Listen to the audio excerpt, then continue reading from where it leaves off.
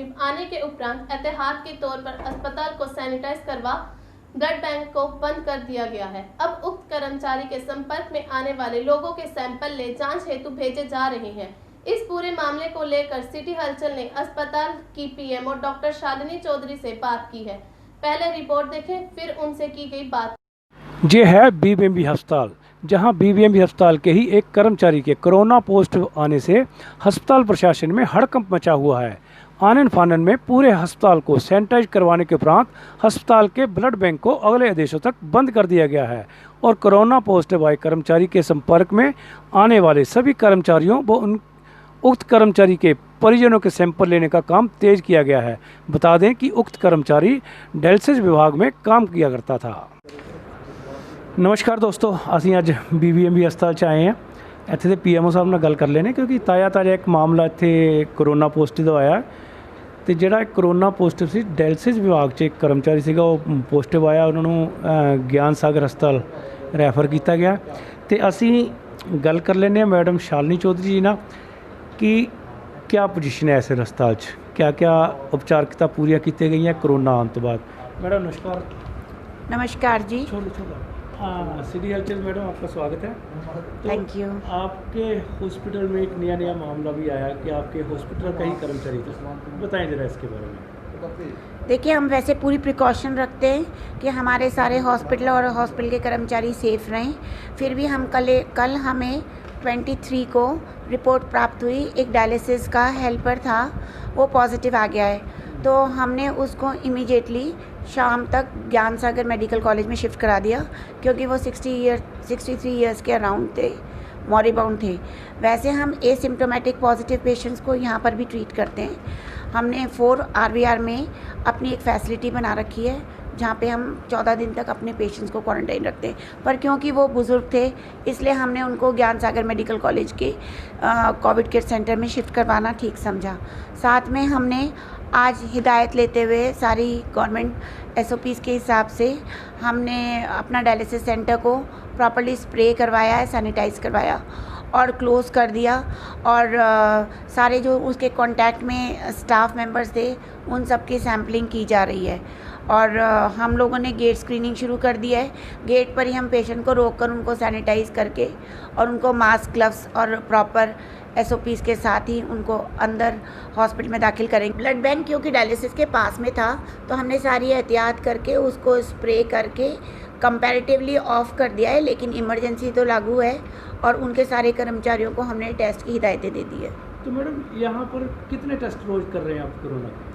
हम लोगों को डेली सैम्पलिंग शेड्यूल आता है डिस्ट्रिक्ट रोपड़ से, और क्योंकि वहाँ से टेस्ट पटियाला जाते हैं तो हम लोग उनकी हिदायतों के अनुसार काम करते हैं। डेली हम लोग अराउंड 30 सैंपल का हमारा शेड्यूल आता है, तो हम कभी 25 to 28, 30 तक भी सैंपल्स रोज़ भेजते हैं। अभी तक भी हमारे 25 सैंपल्स कलेक्ट हो गए हैं।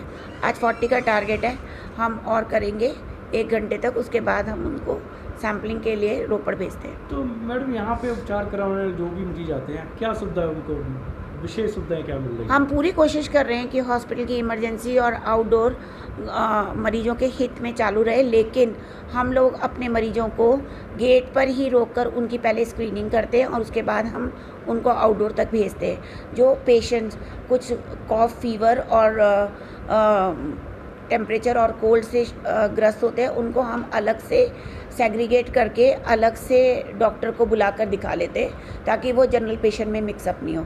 बाकी प्रेग्नेंट पेशेंट्स को हम उनकी गवर्नमेंट की हिदायतों के अनुसार मास्क वगैरह देकर सोशल डिस्टेंसिंग करके गेट स्क्रीन करके फिर हम अंदर भेजते हैं चेकअप के लिए। तो मैडम दवाइयों की क्या पोजीशन है? जो यहाँ पे उपचार करवाने आते हैं लोग, उनको दवाइयाँ यहीं से मिलती हैं? हम पूरी कोशिश कर रहे हैं और ऑर्गेनाइजेशन की और BBMB की पूरी कोशिश है कि इनको दवाइयाँ जो भी अवेलेबल है पंजाब ड्रग वेयर हाउस से या रोपड़ से हमें मिल रही है। हम 90% मेडिसिन, 90 to 95% मेडिसिन सब हॉस्पिटल में फ्री ऑफ कॉस्ट, फ्री में उनको अवेलेबल करवाते हैं ताकि मरीज़ को मार्केट से परचेज़ नहीं करनी पड़े।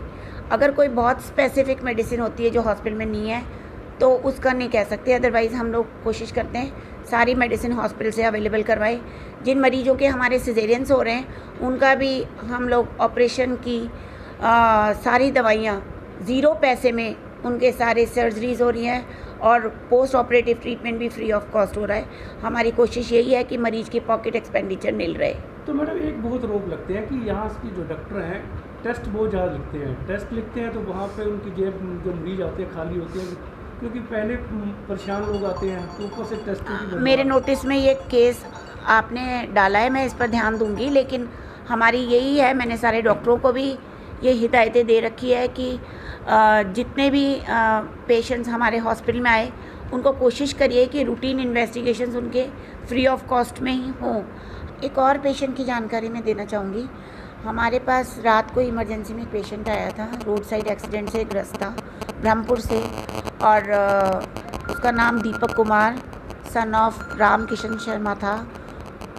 उसको हमने पीजीआई रेफ़र किया था, वहाँ पर वो पॉजिटिव आया तो हमने अपने इमरजेंसी स्टाफ जो उसके कांटेक्ट में आए थे उन सब की सैम्पलिंग की हिदायतें दे दी है, स्प्रे वर्क करवा दिया और उसके प्राइमरी कॉन्टैक्ट्स भी ट्रेस किए जा रहे हैं और उनके भी सैम्पलिंग की जाएगी।